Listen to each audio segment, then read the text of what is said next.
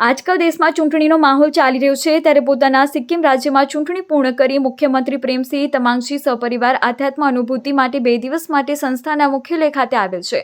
બ્રહ્માકુમારીઝ મીડિયાના શશિકાંત ત્રિવેદીના જણાવ્યા અનુસાર આજે માઉન્ટ આબુ સ્થિત જ્ઞાન સરોવર ખાતે સુદેશ દીદીની અધ્યક્ષતામાં યોજાયેલ સમારોહમાં પોતાનો દિવ્ય અનુભવ સંભળાતા પ્રેમસિંહજીએ જણાવેલ કે સામાન્ય રીતે રાજકારણને ગંદુ માનવામાં આવે છે, પરંતુ હું મુખ્યમંત્રી તરીકે બ્રહ્માકુમારીઝના જ્ઞાનયોગ સાથે સિક્કિમને આધ્યાત્મતાની મદદથી માનવીય મૂલ્યોની સ્થાપનાથી સ્વર્ગીય વિકાસમાં મોખરે લાવીશ.